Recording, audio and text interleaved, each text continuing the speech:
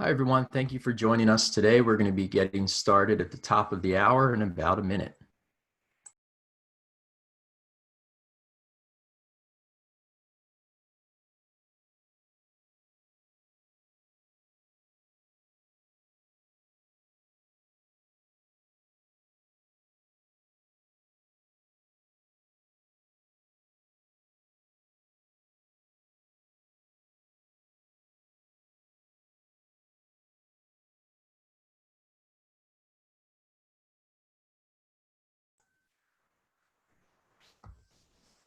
All right. Thank you for joining us today, and thank you for joining this is one of the first sessions of the 2020 Research Conference. My name is Matt Rupp, and I'll be your host today from the Center for Faculty Excellence. And today we have a great presentation. We have Leading and Learning Through Crisis, a content analysis of doctoral student responses. Before we get into the presentation today, I want to kind of walk through some of the tips and tricks of using Zoom. Not sure how familiar you are with it. If you'll notice in the bottom left-hand corner of your screen, there is a button that says Audio Settings. Throughout the presentation, the microphone should be muted, but if you have any trouble hearing, you can click on the audio settings and you can open up the settings there. You'll notice that there's some other general settings in there as well. As being said, the microphones are muted today. However, we do have interaction available. So you'll notice at the bottom of your screen, there's a button that says chat. The chat should be enabled. And if at any time throughout the presentation you have any questions, any comments, feel free to use the chat area. We will have the presenters in the chat as well to be able to answer questions. And if you have any technical issues that are going on, I'll be looking through the chat as well to try to help out. You also see that there's two options with the chat. There should be an option to reply to all panelists or all panelists and attendees.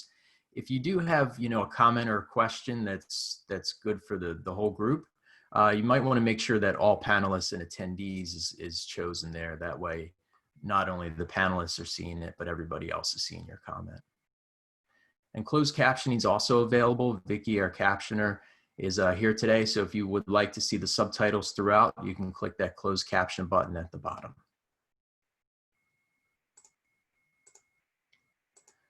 Sometimes with screen sharing and using Zoom, the window kind of gets a little funky. So if at any time you need to exit full screen or you need to change the window to full screen, you can click the view options button at the top, and that allows you to adjust your settings. And then at the bottom right-hand corner, there's a button. If at any time, hopefully not before the end of it, you have to leave the meeting, feel free to click that button there.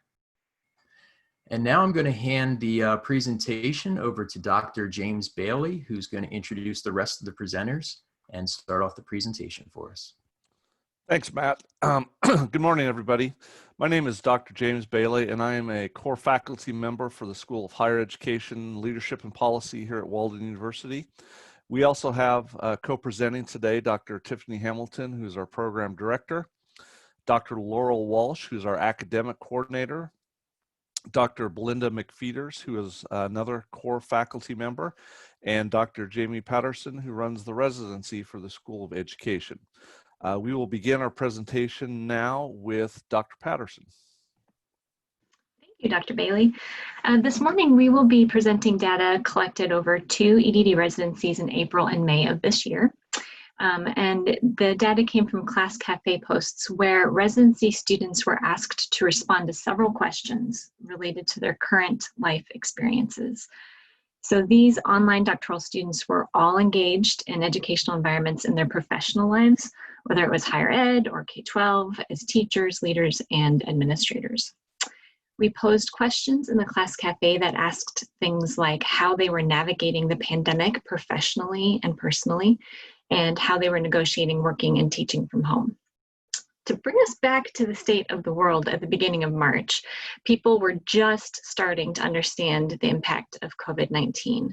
At this point in time, only 26 deaths had been reported in the United States, and COVID had yet to be identified as a pandemic.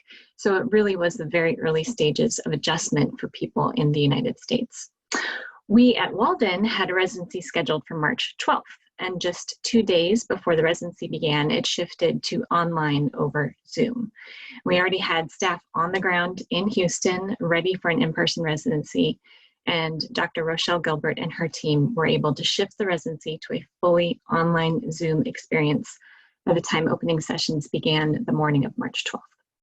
And from there, Walden continued to respond to the shifting educational environment COVID-19 introduced, and we adjusted the April and May residencies to online Zoom experiences as well. Through the Class Cafe posts in the April and May EDD residencies, we were able to find emergent themes from data about how current educational leaders were thinking about and solving various issues with providing education to K-12 and higher education students during this initial COVID-19 crisis. In addition to this, we had a goal of finding unanswered questions that current educational leaders still had about providing education to K-12 and post-secondary learners during the initial COVID-19 crisis. And we also had the goal of using the themes and questions that emerged to create possible ways to add crisis leadership into K-12 and higher education leadership courses. Next slide, please. So as our team began to discuss the COVID-19 crisis this past summer and its impact not only on the residency experience, but also schools and colleges across the United States, we knew we had an opportunity to study the crisis from the standpoint of educational leadership and managing and leading crises. As we began studying this issue, like in many areas, we found there were multiple definitions, and not any, though, that dealt specifically with the notion of a crisis in education and learning. The best and closest to what we are experiencing with COVID-19 comes from a New Zealand researcher whose definition you see on the screen now. And this researcher, a lady named Carol Much, studied the aftermath of the earthquakes in New Zealand in 2015. Note in this definition a focus around natural hazards, a sense of overwhelm, and its impact on the regional context, all of which we are seeing since March. Next slide, please. Since this is a much different crisis, our team began discussing where and how leaders are trained in K-12 or higher education program to handle a crisis like this. What we found is that an emphasis on crisis leadership is non-existent in training programs, and most training is done around single incidents like school shootings, in which schools and universities typically train with external organizations. We also looked at the potential long-term impacts of the COVID-19 crisis, looking at the relationship between learning, loss of learning, and the impact on individual earnings and economic impact. First, Kuhfeld et al. Project that learning gains in reading will only equal 63 to 68% of their previous year's gains, and only 37 to 50% in math. And this is based on longitudinal data and other studies that her organization did on summer loss. The Center for American Progress projected that the extra cost to schools for things like protective equipment, technology, et cetera, at between $100 and $250 billion extra, and extra $46 billion for higher education.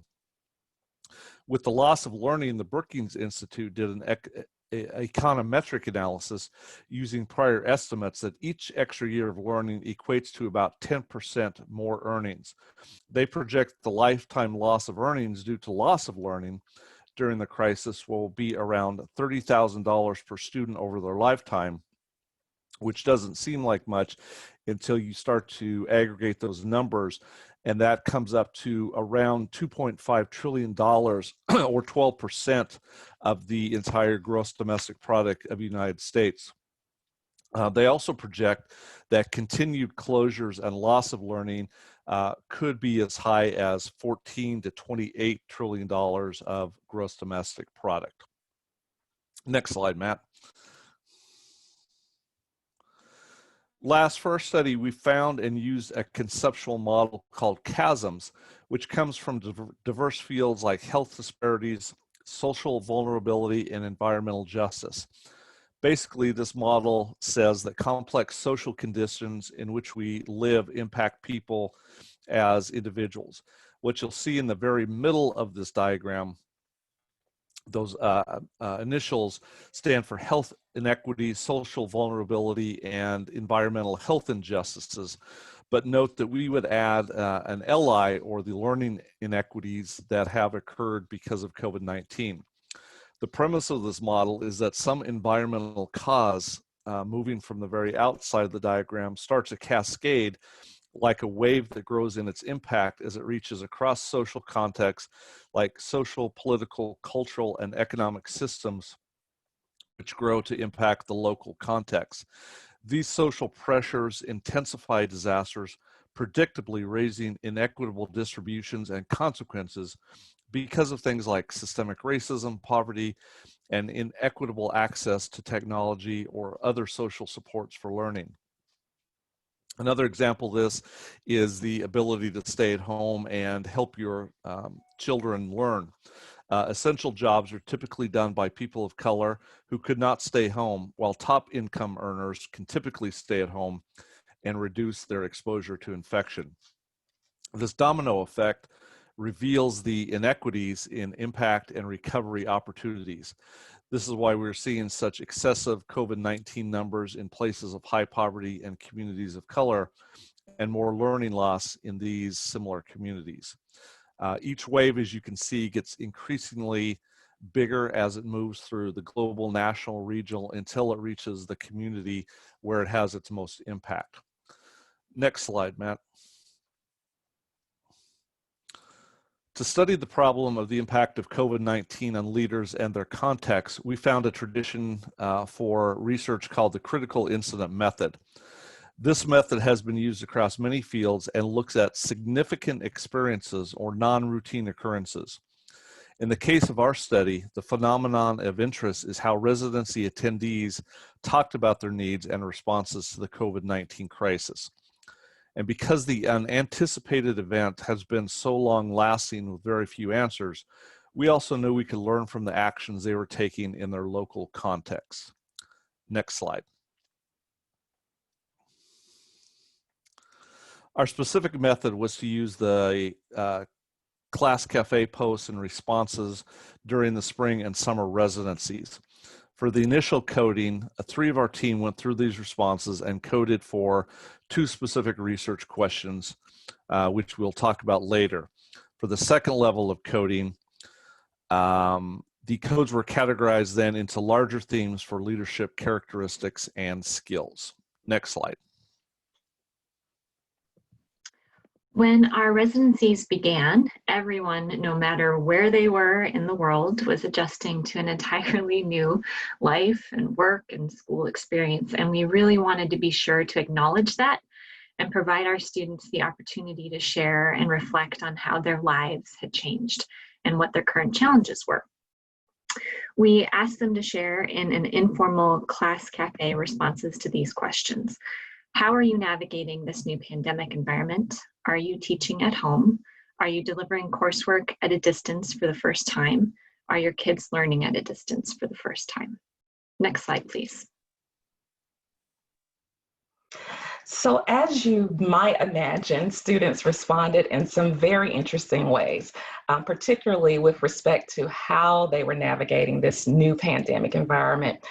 As Jamie mentioned earlier, the first research goal was to find emergent themes from the data about how current educational leaders thought about and how they solved the various issues within the context of also trying to figure out how to continue to educate K-12 and higher education students.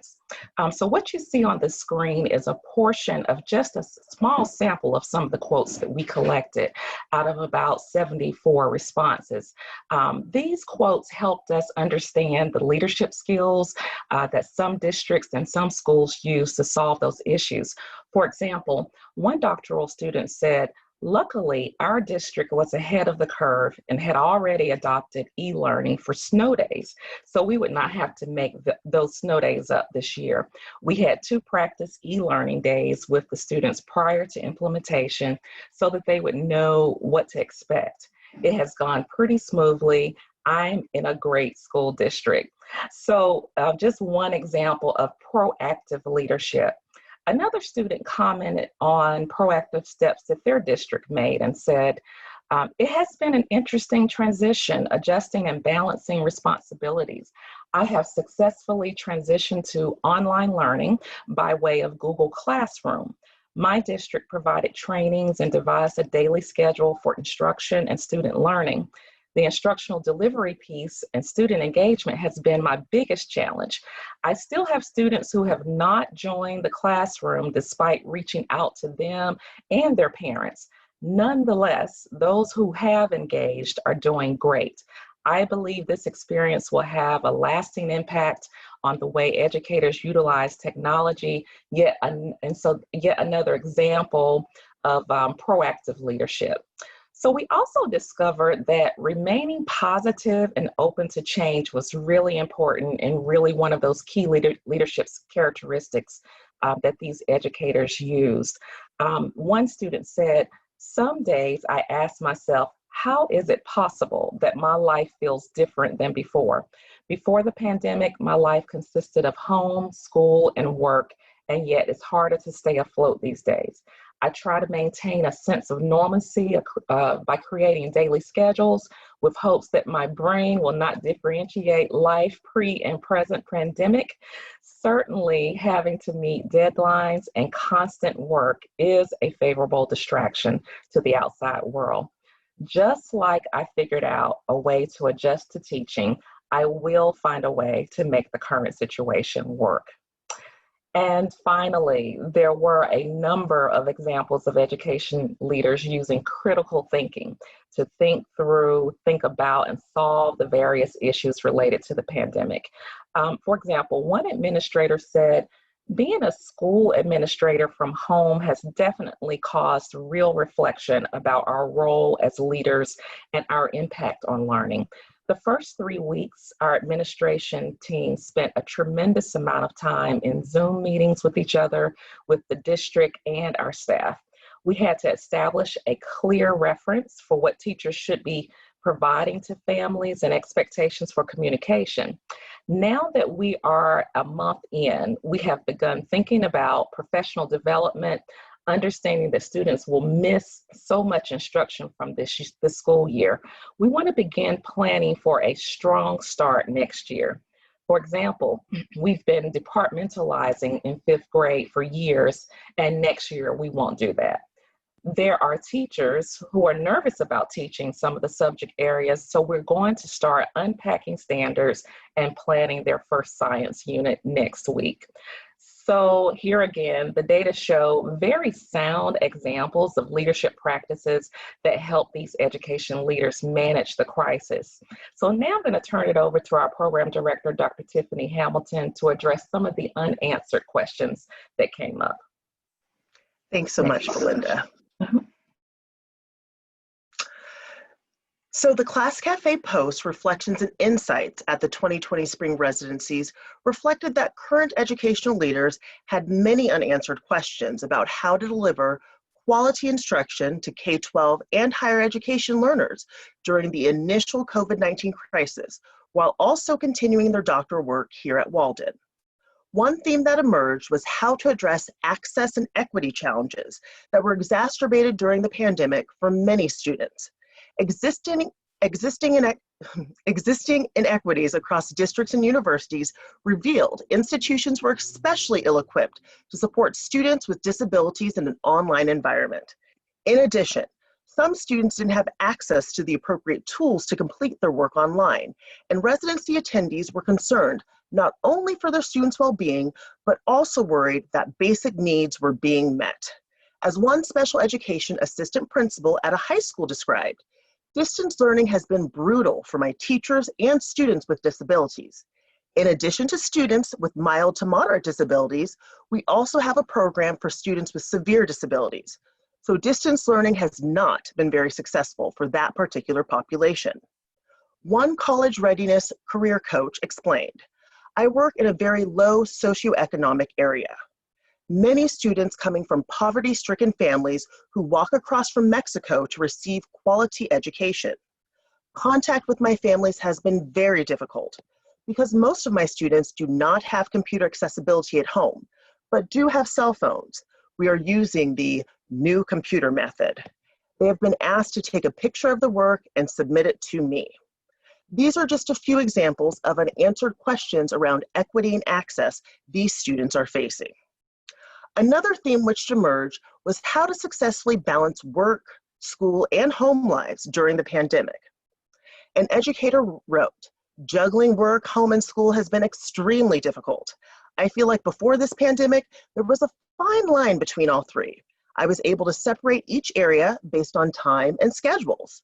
I'm a single dad, and now I'm a dad, I'm a kindergarten teacher, not enough play and too much work. It makes it difficult for me to give specific time to all three. There are days 1 or 2 out of the 3 can be neglected." Moving to an online learning environment caused K-12 leaders to get questions and inquiries from parents, students, and staff 24 hours a day. As an assistant principal of a large urban high school commented, "Prior to the pandemic, I averaged 15 hours a day away from home. Now I am never off, but I'm always home and so are my kids and my partner. It can be incredibly overwhelming." In addition, K-12 leaders described their willingness to sacrifice their personal boundaries as they felt an immense responsibility to support the learning and success of their students during this difficult time. As one educator highlighted, "I fear if I slack off, then my seniors won't graduate. I currently have 12 seniors who are on the fence of whether they will earn their diploma in June because remote learning does not fit their learning style. I keep in constant contact with them and their parents, which is taking almost every second of my day. In addition, I have another 250 underclassmen who also require my attention. I have never worked harder." The final theme that emerged was how to deal with unanticipated instructional duties. One student wrote, "Education certainly has changed in this brave new world. In just a few days, our classroom left the security and consistency of the 100-year-old brick building and moved into kitchens and living rooms. I needed to learn how to record and share online lessons. Parents had to learn how to become teachers overnight. Students had to learn how to navigate online resources to interact with teachers and classmates. The challenge has been tough, but we are getting through it. As the teacher of 6- and 7-year-old students, I realize that they need adult supervision just to access my lessons and assignments. Actually, the challenge has been mostly focused on teaching parents how to help their children. They were not prepared for this, nor did they ask to homeschool their children. These Walden EDD students have shown strength and perseverance during these unprecedented times, which displays their dedication to their students and commitment to social change within their schools and community." Next slide.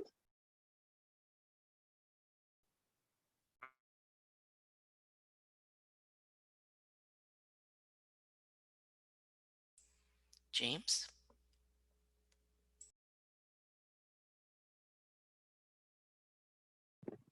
Okay, he may have gotten knocked off for a second. Okay. And so around conclusion, so really thinking about how all of this is truly impacting when we think about the effects of COVID-19 and what it has caused.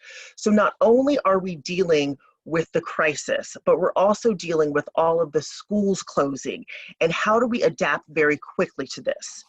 In addition, as we discussed, there's the impact to cultural, financial, and human capital as well. So really understanding that this impact that we're feeling today is not only going to impact right now, but it's going to have something that's going to impact for years to come. And I'll go ahead and pass it over to James to continue. Sorry about that. My internet just crashed as we were doing that. So how far did you get through this, Tiffany? I'm sorry. You're muted, Tiff.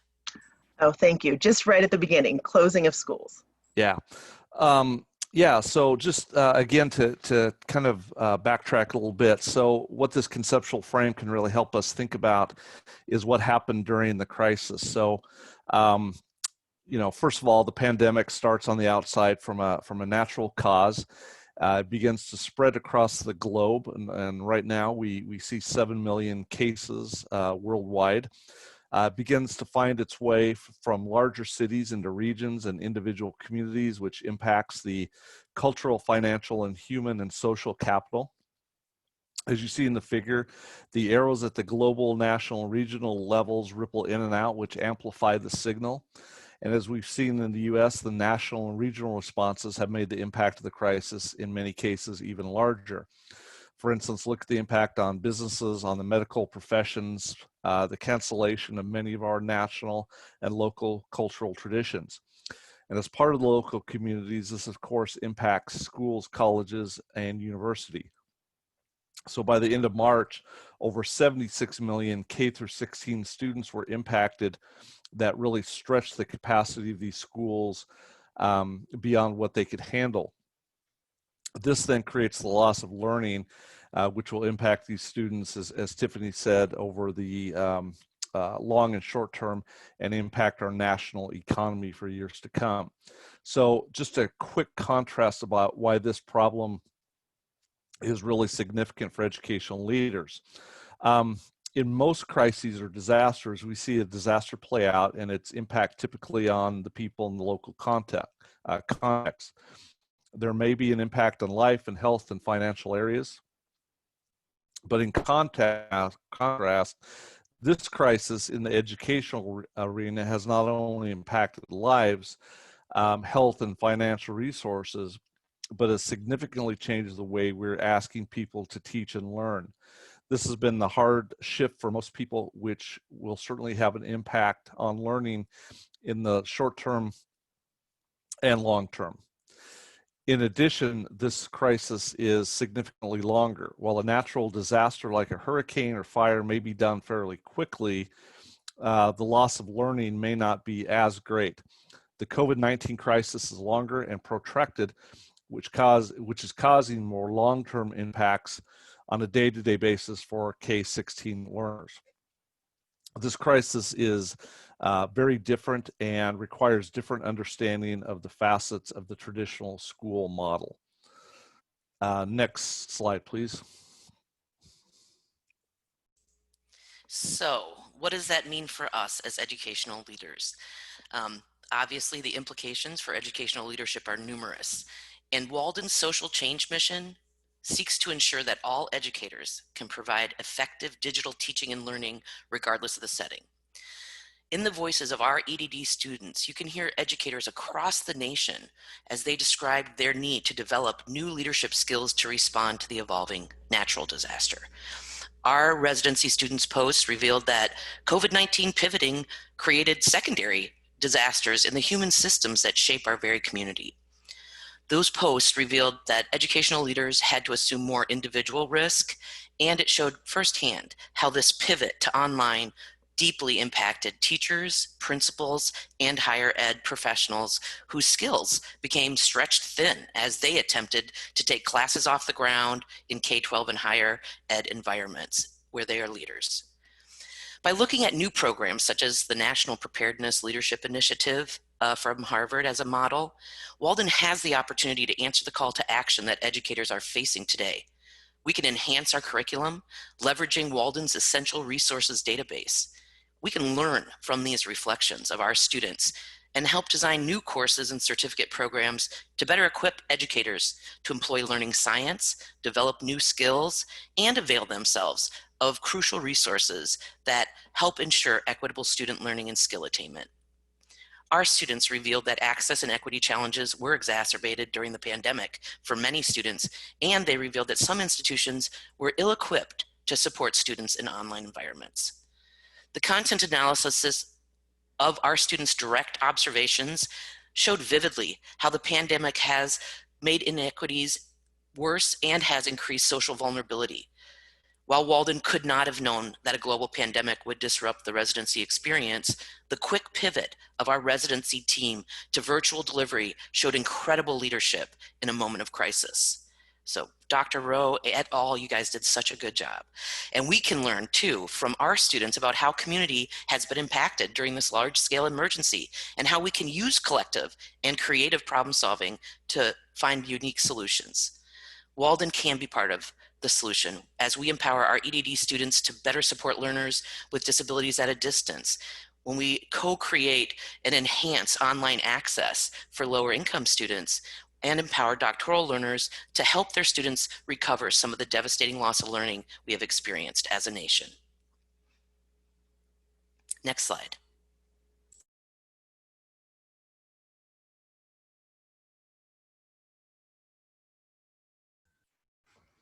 Okay, great. Thank you very much, everybody, for presenting today. We do have some time for any question and answers. So if anybody does have any comments, questions, please feel free to use the chat area, and the presenters will be happy to interact.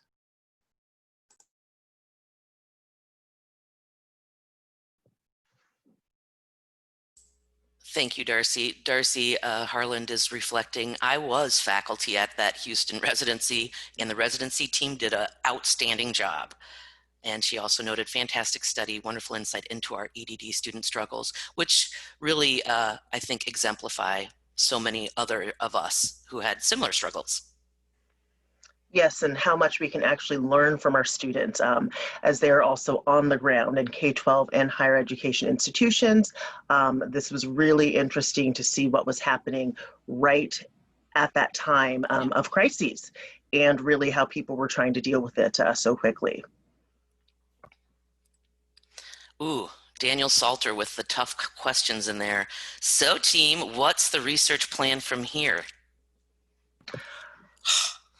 Well, I think we have a great opportunity to continue to really see and understand through our students at residencies, and to potentially continue to ask those questions within the class cafe so we can understand how our students are evolving with these crises, and really understanding from, when we started in March and April to, when we're ending the year with our students at the residency in December, really what changes have happened. Have they been able to address some of the equity issues? And really kind of understanding what's happening and going on. But I also think, like we said with the research plan from here, really utilizing this research to understand how we may right now impact and change our courses. And as we are looking at moving into a academic program review for the EDD program next year, I think having these voices and information is truly going to impact us when we think about what classes do we really need right now? What is really going to help our education leaders as we're moving forward? If you don't mind, I'd love to respond to Sarah's question. She asked the students about, did we ask the students about anything positive that has come out of the pandemic? We didn't ask that question, but it actually came out in the data. And I just wanted to share a couple of things. One person said, this pandemic has enabled me to prioritize and spend quality time with family. And we actually saw that over and over in the data. Another person said, during this pandemic, I have managed to get a lot of things done around the house. I've become a professional painter. And then another said, with our facilities closed due to COVID-19, I've had to adjust my training approach to utilize more online components. Needless to say, it's making me more tech savvy. And my spouse is very happy about that. So it was some really interesting comments that came out unexpectedly. Yeah, to go back to Daniel's question about the research plan, to add on to what Tiffany also said, I think one of the important things we have to realize, again, as part of our findings, is that no institutions that we found deal with a crisis situation for educational leaders. It's assumed they know how to do it, or assumed they'll get that training. And again, nationwide, there was only those two programs that we found, the one at Harvard and the one at Tulane. that deal with that. Tulane actually has a master's in disaster sort of recovery, which is in their social work program, which I thought was interesting. But we certainly have the ability to, talk to their heads of their programs and see what they're doing. Because again, this is such a different way to think. And I think this goes to Allison's question too, is that part of the sudden shift was that many leaders did not know what to do for families. And so they had to sort of do a lot of things on the fly in order to re-engage families. But we're seeing now that close to the latest data I've seen, I think it's like 16-20%, somewhere in there, of families and students have become totally disengaged. So again, we're losing quite a few students and we can't find them, which again is going to have a long-term impact. And so that to me is another strategy that leaders need to understand. And Walden's blessed to have so many transdisciplinary experts. And what we were finding when James and I were looking in the literature, and all of us were looking through different places to get really good advice, education sort of has a gap in this area where crisis management and security and online security has sort of been relegated to IT and other areas, management, business. But the truth is, we as educators, we can't assume that training for a crisis like active shooter, which is a very emergent situation, is the same thing as an ongoing and episodically resurging pandemic. And Dan Salter noted, how about the mental health implications? Some of that was touched on in our data, but we obviously, that's not our field, but it was bubbling up. And I know that for any of the people listening today, we've all felt this difficulty in retaining information, trouble remembering our important duties as assigned. So we felt all of this amazing wisdom emanating from the classroom, and it was such an opportunity for us to capture some of these best practices. And again, we're going to have to borrow from our colleagues across the other colleges to make a lot of meaning of this. And I think, as Darcy also highlighted, and this really goes for any programs, not just education, but we can really think about how can we make minor tweaks, looking at discussion posts, reflections, assignments, to really address what is going on now, because we know it's not only hitting education, it's hitting the business world, psychology, all around. And so there is a really unique opportunity that Walden can capitalize on. And I think we can really support our students that are in our programs now as well.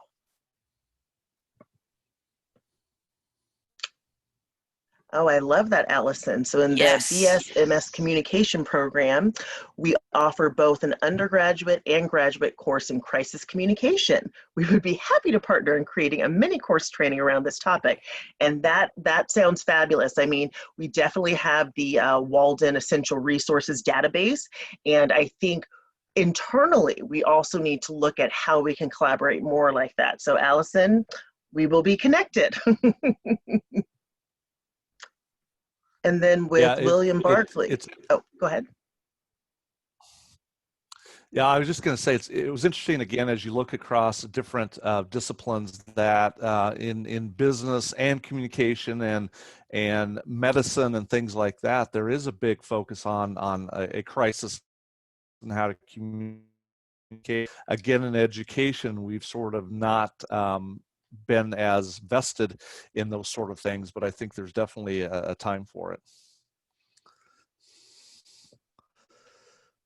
Well, and as William Barkley, as you pointed out, Bill, we really have an opportunity here as leaders. How are we going to move forward? Are we going to either be led by crisis or learn how to lead? And again, this is something new, but this is going to be something that's going to be required of all leaders. Hopefully this is the last pandemic in our lifetime, but will this be the last crisis? Undoubtedly not. And so really how we equip even ourselves to deal with this and our students is going to be so critical and vital as we are moving forward. And I do want to make sure to stress the wonderful job that the residency team did to pivot, because it really exemplified the kinds of leadership in a moment of crisis. We had people on the ground, so many moving pieces, and Dr. Rowe and the team was able to say, hey, we got to move this to this. This is the time, this is the moment, and we're going to still have this amazing quality experience. Jamie Patterson's leadership, being able to really, I mean, not just pivot, but almost improve concurrently, bringing in guest lecturers and other things. So thank you to all the people on this call who were part of that pivot. It wasn't easy. It was a scary moment, some of us on the ground, and yet with aplomb rose up and did such a wonderful job. So want to acknowledge the exemplification of some of this wonderful leadership that went on with our residencies team.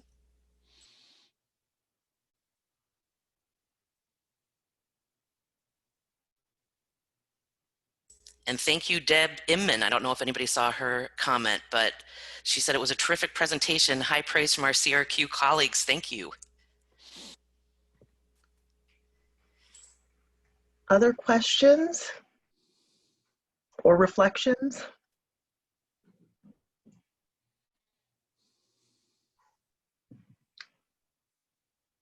Well, we also appreciate everybody joining us today as well. Again, I think there is a lot that we can truly learn from our student voices. And so having that opportunity to take a step back and reflect was a learning experience, I think, even for myself and this team, and thinking about how we can better do that even in the future as we're moving forward.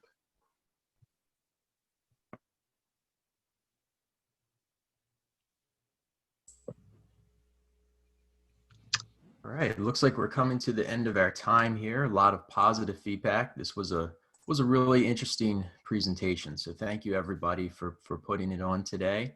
I just want to thank all of our attendees. This was actually, for this early in the morning, this was a lot of conversation, a lot of interaction. So I'm very surprised and impressed. But thank you everybody. You know, at this time I would say go back into the app, find out the next presentation that you're going to join, and I hope everybody enjoys the rest of the research conference today. Again, big thanks to the presenters today. Also big thanks to Vicky, our captioner. And I hope everybody enjoys the rest of your day and has a great weekend. Thanks, everybody. Thanks for joining us. Bye, everyone. Bye-bye.